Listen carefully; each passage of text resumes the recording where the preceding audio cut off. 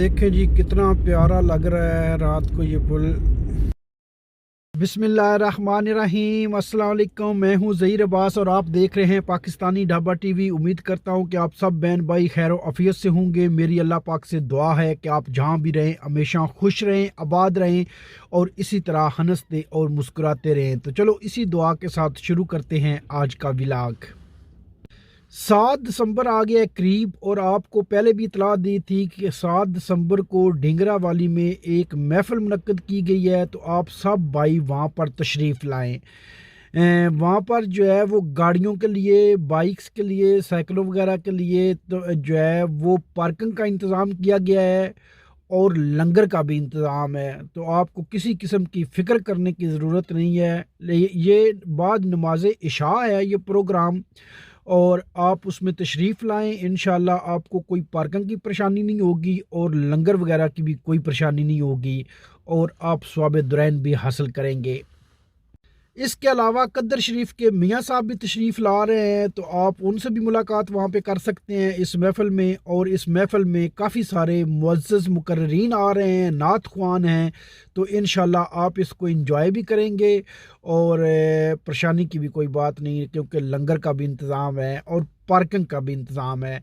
तो तमाम दोस्तों से जो ढिंगरा वाली के करीब करीब के गांव हैं जैसे हिल्ला, कोटली, चाड़ावाला, भिंडर और भी जितने गांव हैं, तो आप सबको दावत है कि भाई आप सारे भाई तशरीफ़ लाएं और इस महफ़िल का हिस्सा बनें।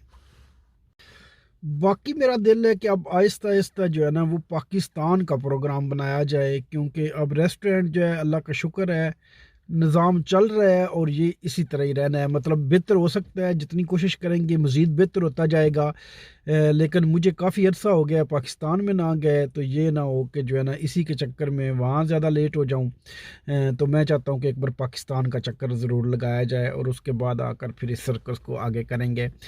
लेकिन सबसे पहले मेरी ये जो ऐनक है ना ये मुझे बिल्कुल भी नहीं पसंद, तो मेरा दिल है कि इसको चेंज करने के लिए कुछ कोशिश की जाए। तो इसलिए मैं जा रहा हूँ ऐनक वाले के पास, देखते हैं कि क्या होता है। ये टेढ़ी भी है एक साइड से और मुझे ये पसंद भी नहीं है।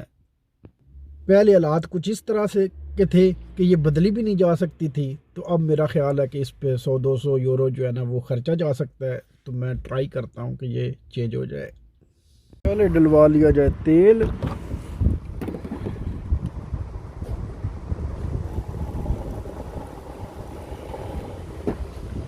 45 यूरो का डलवाना है, ये ना ऊपर चला जाए। लो जी तेल डलवा लिया, अल्लाह का शुक्र है। टर्मीन भी कोई नहीं ली हुई। जहाँ पर जाना है ये ऐनक वालों के पास, ये ना हो कि वो कहें कि जो है ना आज हम चेक ही नहीं करते।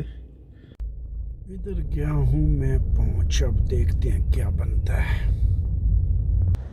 ज़्यादा चांस यही है कि ये कहेंगे कि नहीं भाई आप पहले टर्मीन लो। ये इतना ड्रामा है ना अब आजकल, सच में ये कोरोना ने तो खज्जल ही किया हुआ है। ये मार्केट के बाहर जो है ना वो रेड़ियाँ वगैरह लगी हुई हैं। यहाँ पर है कहीं शॉप। लो जी दुकान तो गई है उधर मेल। ये है ऐनकों वाली दुकान। अब देखते हैं कि ये क्या करते हैं।